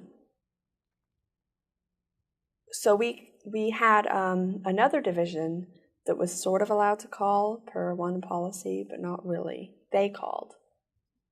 But there was never enough money to call. They didn't want to call. They called, but they didn't send them, so they said, oh, you know. It was just unbelievable. I mean, like, screamed at, sworn at, called all these names, told, you know, I'm stopping it, but there was nothing I could do. I could send a telex, which they may not even get. I could tell someone to call them, and then they'd call them. So everyone was just yelling at everyone. And all of these statistics were going up to COB, which is David Miscavige. Yeah, so they could see how much money was made total every week, how many staff there were every week. You know, monitor. We had to compile everything and make graphs on the computer. We had to print them all off. We had to do all kinds of stuff. Mm-hmm. I just want to say that statistics in all Scientology organizations are important. Even in the cadet org, which you think would not be that important, I mean, it was like this lowly children's org, we would get yelled at, like because the cadet coordinator would say, we have to report our statistics to INT or to her org, FLO, and they would get angry because I wouldn't have the statistics. We kept counting them wrong, and we didn't even know proper math to figure them out and do the graph, so statistics are a big deal. It's because there's a policy from L. Ron Hubbard saying, basically, you know, if your statistics are up, you know, if they're going, each week you're supposed to do more than you did the last week, and you're in big trouble if you didn't. So if you write letters, every week you have to write more letters. You get to a point where you can't write more letters, but that doesn't matter. So when I first went into this year, when I was 14, school was on Saturday. And it was about 6 hours a day on Saturday, and that was it. And they knew that the minimum requirement for school is 20 hours, but it was just ignored. 6 hours a week? A week. That was it? Sorry, 6 hours a week on Saturday. That was it. That was the only school you got. And we were all in one room, and we had a supervisor. He wasn't a teacher. He wasn't trained at all as a teacher. He was just trained as a Scientology supervisor, and we didn't have materials. We didn't have enough books. We just literally like sit around, read books, talk, do nothing really. And I started going to school less and less because on my job, first I was a receptionist. I wasn't allowed to go anywhere without someone, you know, covering the receptionist post. So I had to find someone every week to do that, and that was hard. Then when I was the director of inspections and reports, I would go to school and people would say, well, who's covering your post? Yeah, right. You know, who's doing your job for you while you're at school? You have to figure it out. And of course, nobody was able to do that. Yeah, exactly, for a whole day. I mean, everyone's being screamed at for not getting their stuff done. They're not going to go off and do someone else's stuff for 6 hours. And and it was pointless as well because we weren't actually doing school. We were just kind of, you know, it was so disorganized. It's unbelievable. I kept going. They changed it several times. We moved. For a while, we went up to the pack ranch where the kids are. So that meant an hour and a half there and an hour and a half back. So 3 hours were taken out of the school that we did do. Because our school would be from like 9 in the morning till I think like 4 in the afternoon. And then part of that was driving up there. So it got to be even less. And then they moved it. Then they decided we have to have the school in the building where you work. So all of us were in one room. with another supervisor, not a teacher at all, never taught in her life from what I know. And she had nothing for us to do. She had no idea what to do. So all of us, you know, kids from the age of like 12 to 17, were doing spelling bees, math bees, just sitting around, and then we go to the park. Just killing time for a legal requirement that wasn't even being met, not even close, 6 hours when you're supposed to get at least 20. And Scientology can get away with this because nobody's going to go report anything to the authorities because they'll be declared suppressive. Instantly. Yeah. I wondered so many times, why aren't people from the Labor Department coming here and inspecting? Why are we only getting 6 out of school? The people from OSA, the legal department in Scientology, were saying, you know, we know it's illegal for these children to be working this long, and we know it's illegal for them not to be getting 20 hours of school, and they really should, but it's not being done. How do you know the people from legal in OSA were saying because that? When I was the DRINR in ITO and the DRINR in the FLO, part of my job was like the legal... Rudes. Yeah, I was... Rudiments, yeah, the basics. I was like the liaison for any legal points between my organization and OSA. Mm-hmm. Not all the time, because they kept reorganizing, but some of the time. Didn't mean I could actually do anything, but it meant I got told these things. Mm-hmm. They were just discussed. With no, you just heard. One time, well, they did the thing where they said all the minors have to leave at 10 instead of 10:30. I mean, it's completely irrelevant. And then the kids that were really young, there was a boy who was 12 and a girl who was like 13, and a couple other kids who were 12 or 13 were sent to the pack ranch. But then one of them was brought back anyway. But this didn't, you know, it was just a couple kids who were super young, and they looked really young too. Like this little boy was, you know, like this tall, and he worked at the computer all day. So they finally decided they could get in trouble for that, and they sent him away, but he was going to be brought back a year or two later. So I went to school less and less and less and less until I finally stopped going and no one cared. Why do you think the Labor Department never came? Do you think it was just covered up so well? Because no one ever reported it. I just don't think anyone has, because the kids I know who have left who would report it are still in Scientology. So they won't be going to the authorities? No. There was an inspection in Florida way before I even went to the cadet org, where they went and they inspected the kids for bruises because someone had told them. One person had told them. So they went and they inspected them all and they questioned them all. Somebody had told them what? That they were being abused? Yeah, some children were being abused. But the people had already kind of like made sure the kids knew what to say to anyone that asked. So the kids were like, oh no. They were drilled. Yeah. Well, if you had been asked... I would have been like, what? Oh, the school is great. Yeah, I go to school all the time. I'm learning such new subjects. There was also, there was no real way to handle harassment, because harassment was very common. Being, you know, people yelling at you and swearing at you is harassment, but that was the way things were done. So you couldn't say I'm being harassed from that point of view. There's no place to go to report it. No. When I was first in this year, I think I was still 14. One of the long-term staff members named David Rousseau, he's been in this year since pretty much the beginning of this year. I know DR. Yeah. He slapped me on the butt. He said, how you doing? Or something like that. And I was like, oh my God, but there's nothing I could do. He was an officer with rank. I had to call him sir. And there was nothing I could do about it. And I was 14 years old, and he's like smacking my butt. And then later on, a couple years later, there's a man named Jeff Porter, who's the Security Chief International. And he is a very angry person. And several times he just like yelled and screamed at me. I was terrified of this person. One day he came and told me to do something. He told me I had to get a bunch of staff to do security for an event. That wasn't my job. So he came back a few hours later. He said, did you do it? And I said, well, you know, it's really not my job. He held me up against a wall, screamed at me. He was right here in my face, screaming and swearing and spitting in my face and holding me up against the wall.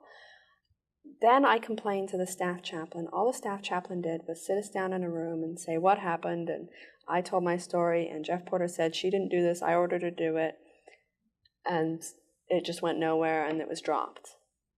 And yet we're always, Scientology staff members are always, and all Scientologists are always told, you have to handle it within the organization. Yeah. Mm-hmm. You can't go. The worst thing a Scientologist can do is to go outside the organization to handle anything. I couldn't even tell my dad, let alone the authorities, you know. I would have been in huge trouble for saying to my dad or saying to anybody. Right, and yet within the organization, there's no place to go. Right. There's no recourse. Yeah. I mean, you can write reports, but you got to be careful how you word them. Because you'll get in more trouble than the person you're One reporting. girl wrote a report. A friend of mine, a mission was fired in, and a mission's fired in when an organization supposedly isn't doing well. Then they send people from a higher organization in to handle, and then everyone in the organization is in ethics trouble. They're all made to work late, etc. It's like this, you know, terrorization thing. She didn't agree with something one of the people on the mission did. She wrote a report on it. She went to the RPF, the Rehabilitation Project Force, immediately. Just for that? A year later, they said, oh, that was a mistake, and they let her off. And she then got pregnant and left. But that's like the kind of stuff that could happen, so you had to be really careful. Like, you couldn't dare write a report on the senior executive. And yet policy says... Yeah, and I did once write a report because for the year before I left, I was in data, and I was in charge of the statistics. My senior... And data is one of the departments, isn't it? Yeah, it's all for... They make a copy of every letter that comes into the organization and put it in the computer. That means personal letters, any letters. Every letter that comes in gets opened and put in the computer, a copy of it, and people can read it. My direct senior's name, he was like my boss right over me, his name was Wayne Furness. He didn't like me. As soon as I started working there, he didn't like me. I had a friend there, and we worked together. And one day he started calling us lesbians for absolutely no reason. He's like, you guys are lesbians. And for the next few weeks, every time he saw us, he referred to us as lesbians. And I kept telling him, don't do that. It's not okay, you know. And he wouldn't stop. He thought it was really funny. So I finally did report it. I reported it to his senior. And he did get in trouble for it. She told him, you can't call her a lesbian. Don't do that anymore. So for the rest of the year that I worked there, he called me every other name other than a lesbian. He called me, he said, okay, first he started off saying I had soft skin. And there were about 10 other people in the department, or about 8. And he told all of them I had soft skin, and it became a big joke. Astra has soft skin. She can't take being teased. Then he called me 2-ton Tessie for no reason, because I'm not overweight, but he decided to call me 2-ton Tessie. He'd just come up with names to call me and come up with arguments. And every time I would get upset, he would say, you're getting upset because of your overts and withholds. Go to ethics. And your soft skin? I couldn't do anything about it because in our department, we were producing a lot and our statistics were going up. And the policy is that if your statistics are up, you can't get in trouble. So he couldn't get in trouble for it. Mm-hmm.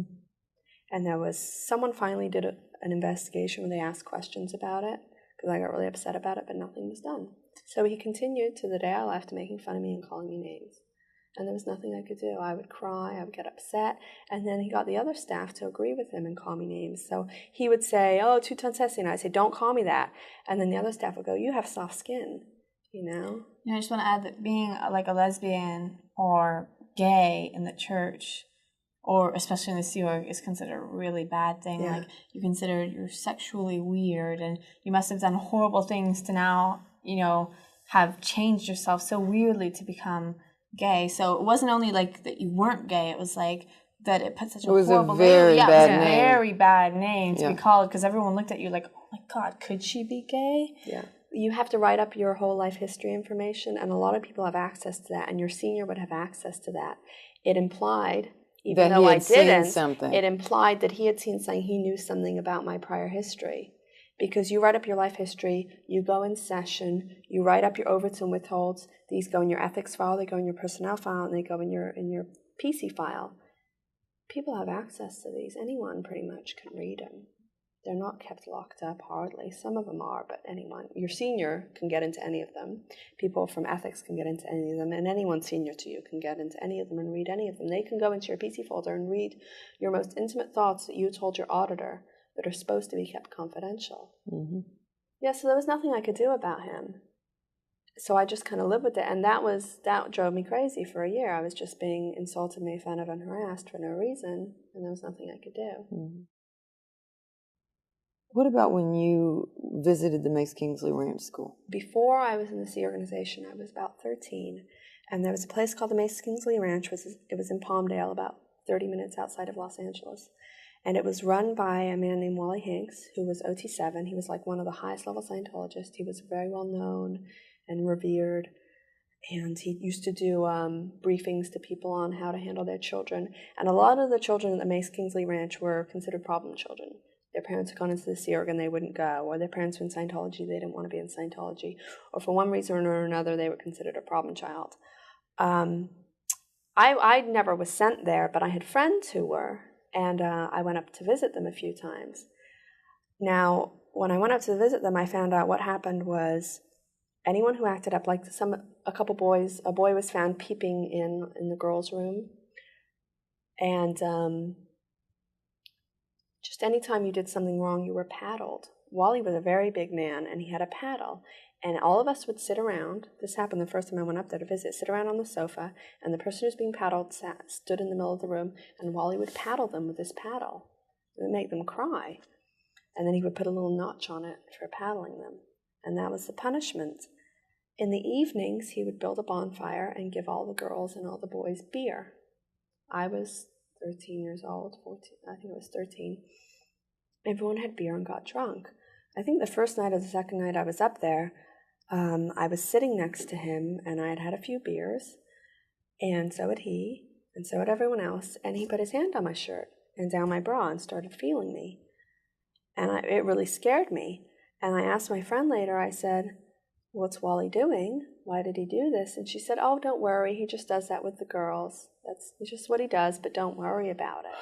This guy's running the school? Yeah, he ran it. From what I know, he owned it, and he definitely ran it with his wife. Another night, he took us camping, and we went out, and we had more beer, and we were camping, and once we'd all had a few drinks, he gave us guns to go practice shooting. So I sat in the dark with a flashlight and a gun, practiced shooting at like cans and things after I'd had a few beers to drink. What kind of guns? Just like handguns. Oh, and rifles. We did rifles earlier in the day before we drank, and then we did handguns in the evening. That one time that he put his hand on my shirt was the only time he did that to me, but later on, when I was in the Sea Organization, when I was the Director of Inspections and Reports, I came across some reports on him. He had been found out that he'd been doing these things, but he had done a lot worse than what he'd done to me. He had really badly molested several girls. How do you mean? Like, felt down their pants and had them pee on his car or on someone's car. And just, what do you mean, pee on the car? He got off by seeing them pee on cars. Told them to pee on cars, and they would do it for him because they had to, or They might be drunk. he got them drunk, had them pee on cars, God. felt them, and I don't know if he actually had intercourse. I don't remember if he actually had intercourse with anyone, but, up to that point, really bad molesting. What happened? What happened to him? Well, because he was an OT7, they said they weren't going to declare him officially because it would be bad public relations for people to hear that an OT7 molested children and got declared. So they quietly ousted him from the church. They quietly said he's declared. But did they report him to the authorities? No, they never reported him. At least not to my knowledge. These reports said nothing about it. They said it was a handling. It's like he's been doing this, and what we're going to do is we're going to oust him, but we're not going to officially declare him. We're not going to tell people about it because it's bad public relations because he was an OT7. What about the parents of the girls who were molested? Did they do anything about this? I don't know about that. I don't know what happened. One of the girls was in the Sea Org with me and left, and another one of the girls is still a Scientologist. They're all still Scientologists. And the parents probably were told, well, we're ousting him from the church. And that's considered a handling. Incredible. There was another case of that. Before I came to the QI, like the second time, there had been a cadet coordinator there. I've forgotten his name. I mean, I never even met him, but my friend was later telling me how he had molested her. She'd come in with a cut on her leg to his office saying, "Can you fix this? Do you have a Band-Aid?" And he sat her down, and he also felt her up, down her pants. She had been like, I think 11 at that time. And she finally told her mom, and her mom told, her mom was totally outraged, and her mom told the church authorities, and they took him off the post of cadet coordinator. I think they put him on the rehabilitation project force. And that was it. He didn't get anything else. They wouldn't report that to the authorities because it would bring attention to their school and it would be bad publicity for Scientology. There was another case, too. When I was in the Cadet Orchid Flag, I remember I was about 8. There was a girl who was there who was maybe 13 or 14, maybe 15 or 16. And one of the men, who was an older man, maybe in his 30s, he was in charge of the kids, I think, or he had another job. I don't remember because I was so young, but I remember this happening. He had an affair with her, and she was underage. And he got ousted but not reported. Because I remember I saw him later. With a 15-year-old. Yeah, he was like a taxi driver, 15 or 16. Definitely not.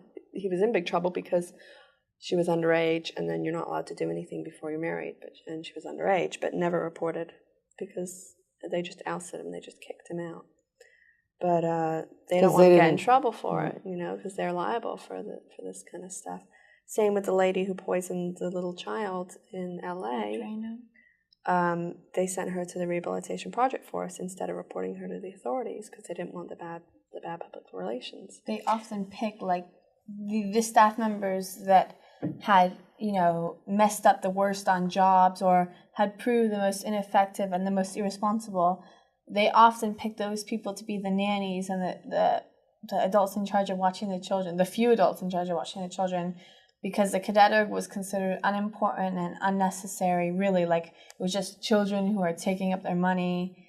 And it was, yeah, I mean, most of the people that watched me came off the rehabilitation project force for doing something wrong, sometimes sexually wrong, sometimes wrong with the Scientology technology, which was considered very bad. So they put the people that they consider really low and like the worst to watch us.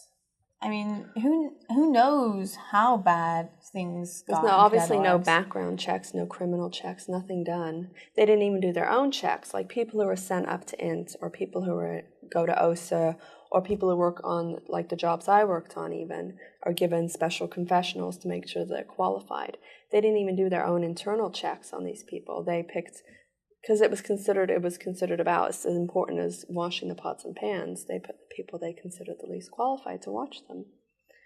And that was even in a program once. One time they wrote a program to handle it because there was the girl who was suicidal and these other things that were happening.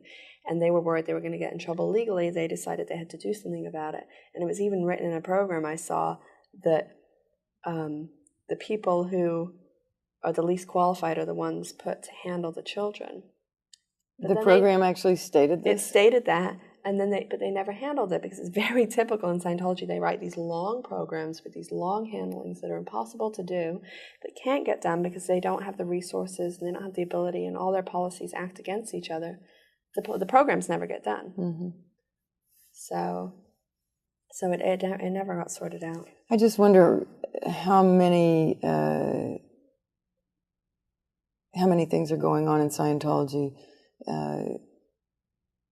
like this that aren't being reported because Scientologists are forbidden to go outside the organization. I mean, the things I said are just the things I know about, and I certainly don't know everything. I would guess with children that over 20 instances of molestation or serious abuse of like hitting them or like slapping them around to unconsciousness have happened. Over 20, I bet. And then there's the whole like point really on serious. Then there's the whole point on abortion and coercing into abortion. For example, after I left and I had my daughter, my brother's wife got pregnant. She was just a year or two older than me. She was one of my best friends when I was there. She got pregnant so that she could leave, and she thought my brother would go with her. She thought he wanted to leave. She wanted to leave very badly. My brother called me up and told me he was trying to convince her to get an abortion. He was very upset because she wouldn't. Why he's telling me this, I don't know. I just had a child. But he's telling me all this, and I was very happy for Dee, even though she's going to go through the same thing of having to raise the baby by herself. I was happy. I had said to my dad, I said, I know Dee's unhappy and I know she's going to leave. And a few months later, we heard that she did. And she never said a word, but you can just tell, you know. So she was going to leave, and then she was just going to leave without him because he refused to go with her. He was going to not go. And when she was 4 months pregnant, he called me up and told me that he had convinced her, and she'd gone and gotten her, but he'd taken her to go get an abortion. He was all happy about it. And he was happy about it. And he said at first, this was the day after, he said, at first I was upset, but now I'm okay because I know it was the best thing. Then my mom called, and Zoe was very upset about it, and I was too, but Zoe says to my mom, Dee just got an abortion, and my mom says, oh, good. Yeah, my mom, you could hear relief in her voice. She was like, oh, good, the problem's solved. And I said, we were just in shock. I said, Mom, do you realize what you're saying? I was like, Dee got an abortion. I said, on a baby that was half grown. I said, it had a heartbeat already. It had a fingerprint. And I was like, it would have been Kate's cousin. I kept trying to, like, describe, like, how, you know, like, she sounded Does this make like you feel someone anything? that wasn't human. And, yeah, and she was like, and she instantly kind of changed. She's like, well, you know, these things, and, you know, these things happen, but it was all for the greatest good. It was all to forward Scientology so Dee could keep working for Scientology. That's all that mattered, even though, you know, a little baby was put to death. I mean, I'm not against all abortion or anything. I just think that in this case, Dee wanted the baby. You know, she purposely got pregnant so she could have this baby and leave. And my brother just ruthlessly went after her and convinced her. And, you know, Astra described her state of mind to me. You know, she was kind of wobbly, and I'm sure that's how Dee was. And he just went after that and went after her vulnerable points and convinced her. And she just had her baby killed. Kate's so lucky that nobody was able to convince Yeah. her. Well, I was lucky because I had my dad. I knew I had somewhere to go. She didn't have the support. Plus, she wanted my brother to go with her. She was in love with him. She thought he'd go with her. I was fine. I wanted to leave my husband. We didn't want to be married anymore. So it was very hard for her. She left anyway. I don't know what happened, but one time I asked, where is she? Because I went to speak to my brother, and they said, oh, she doesn't work here anymore. So I don't know what happened. But I knew of other girls who got abortions. There was an older lady who was about 40, and she already had a couple children who were grown, and they were in the Sea Org, and she got pregnant, and she's like, oh, I have to get an abortion, and she just went off and got it. And another girl got pregnant, and she had to borrow some $300 to go get an abortion. They were all sent to Planned Parenthood to get the abortions. Planned Parenthood in LA? Yeah. And, I mean, it's not even a matter of pro-choice or pro-life.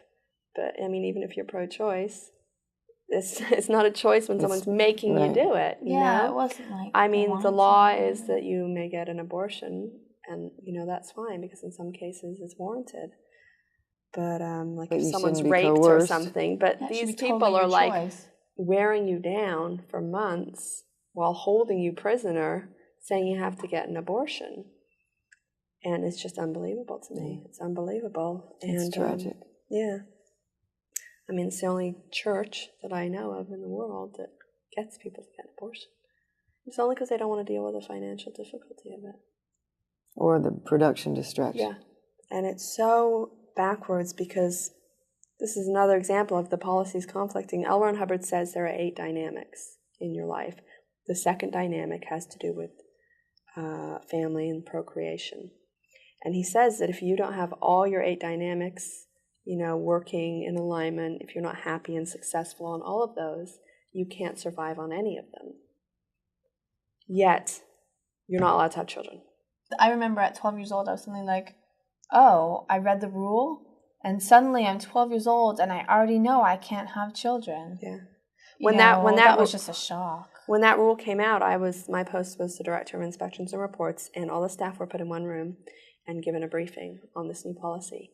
And I was under orders to stand there and look and see who got upset about it, and then take them to ethics and handle them. And that's what I had to do.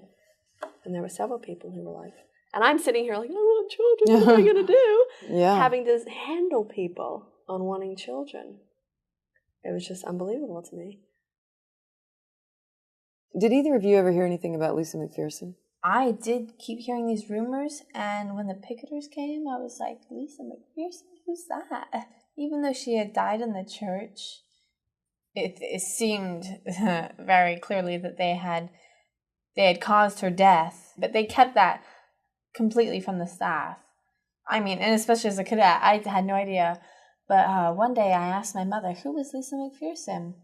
And she said, oh, she was just some crazy girl. She got in a car accident and she ran down the street naked. She said it like that. Like, it didn't matter because she had gone, you know, I don't know, but my mother hated her, it seemed. Like, when she talked about her, she was sneering. And I later found out She that just my said mother, she's just some crazy person. Yeah, she's some crazy person. And when I later found out on the internet that my mother watched her and was in charge of the people that watched her for her stay in the Fort Harrison.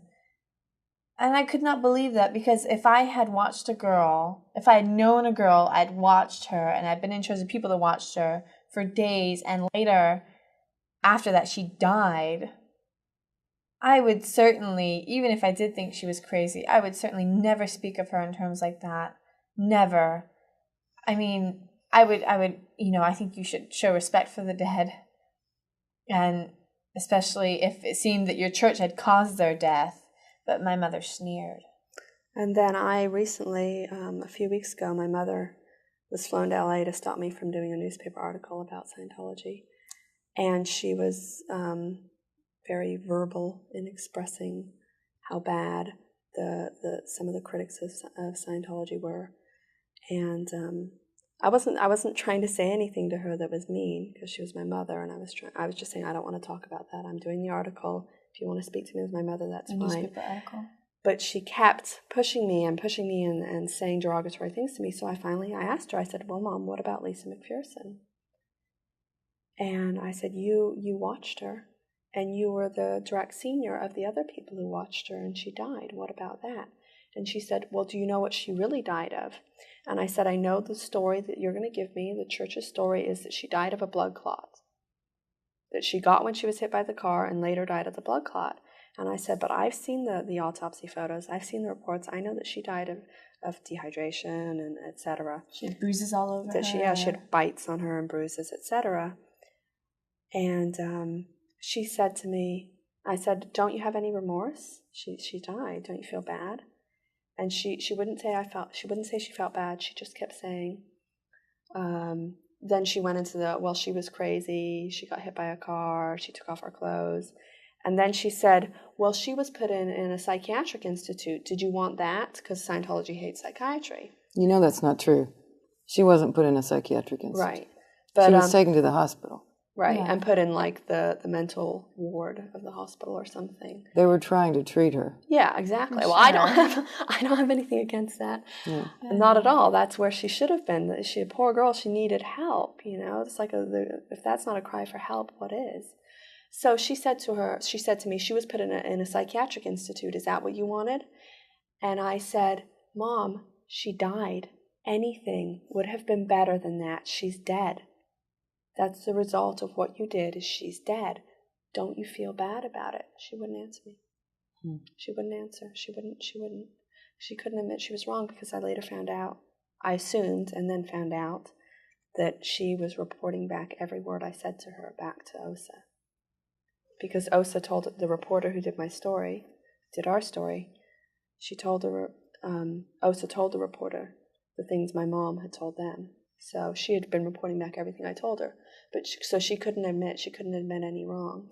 Well, because then I would tell the reporter she admitted that, no, it was wrong. And she wouldn't admit it. And she would have gotten in a lot of trouble And for I know that. that David Miscavige made a statement saying, we're very sorry for what happened, and if we had the chance to do it differently, we would.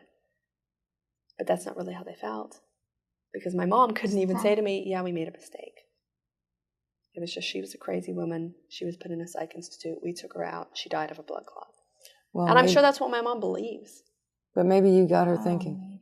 I hope so. Maybe you got her Because thinking. then I said to her, Mom, something's wrong here. I wanted to kill myself. Zoe wanted to kill herself. We were miserable for years. We're your children. Does that make you feel bad?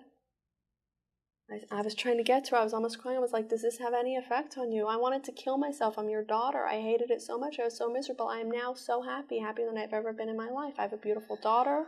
I'm doing what I want to do. Something must have been wrong with Scientology. Something must have been wrong. No, it must have been wrong with us. She just said nothing. She just stared at me. And that was one of the last times I saw her. So Well, you two are awfully lucky. Yeah. I think You have so. your lives back. Yeah. And we have our whole lives ahead of us. Well, I work for my dad, and he has an architectural practice. So I work for him. What do you do? Well, for the past couple of years, mainly I've been, he draws up the project, and then I take it down to the city and get approval on it. So I love doing that. I have a lot of fun, and I've met everyone there, and I have a lot of friends that I met doing that. And then I took a class, actually I took it when I was pregnant, on the GED, which is like a high school equivalency.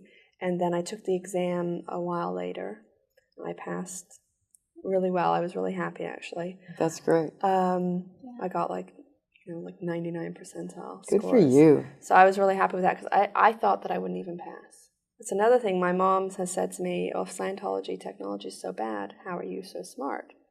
I mean, I don't think I'm so smart, but I'm very insulted by the fact that she thinks if I have any intelligence, it's because of Scientology. When, the reality is that I'm lucky to have gotten away with any education and any intelligence, and really what it is I studied like crazy to take the GED. I took a course for 6 weeks, and I kept studying, and I kept reading, and I kept doing things, and I passed.